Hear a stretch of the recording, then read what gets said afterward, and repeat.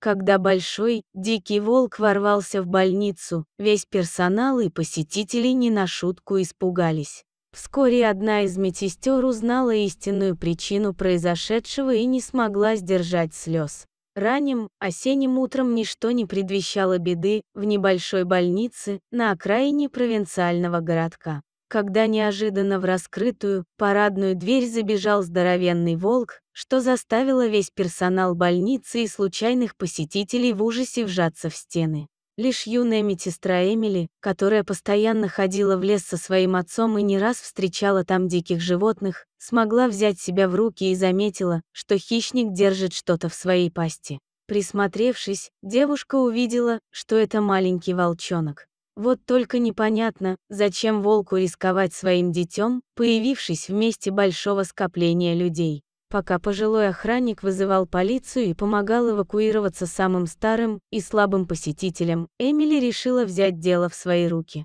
Девушка смогла заблокировать хищника. Вместе с санитарами они перекрыли доступ в основную часть больницы. При этом молодая медсестра стала догадываться, что волк появился здесь потому, что ему нужна была помощь людей. Эмили позвонила своему другу Давиду, специалисту по охране дикой природы, и описала ему ситуацию. В ответ приятель сказал, что он уже выезжает в больницу, и попросил его дождаться. Эмили согласилась, глядя при этом через стекло на большие, желтые глаза волка, которые, как ей показалось, были наполнены болью и страданием. Через несколько минут снаружи раздался вой полицейских сирен, которые заставили хищника протяжно заскулить и броситься обратно в лес. Эмили была полна решимости помочь несчастному животному. При этом Давид все еще был в пути, поэтому девушка отважилась на безумный поступок.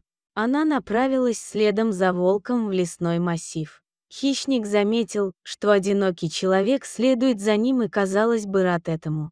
Он старался не терять ее из виду. Зверь настойчиво двигался в определенном направлении. Эмили осторожно следовала за ним, но старалась слишком близко не подходить, беспокоясь, что хитрый хищник пытается заманить ее в свою ловушку. Так необычная парочка прошла несколько сотен метров. Неожиданно за спиной девушки раздался знакомый голос.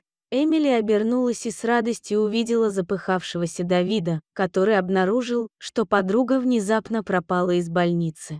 Прекрасно зная ее смелый характер, он тут же бросился на ее поиски. Волку явно не понравилось появление мужчины, и он грозно зарычал из кустов. Тогда Эмили подошла поближе к приятелю и обняла его, давая понять животному, что этот человек также не собирается причинять ему вред.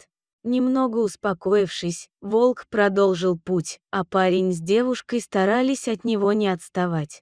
Через некоторое время ребята вышли на большую поляну, посередине которой они увидели огромную яму, явно выкопанную людьми для неизвестных целей. При этом волк стоял на другом конце поляны и тоскливо смотрел прямо на глубокое отверстие в земле, будто пытаясь этим что-то сказать людям.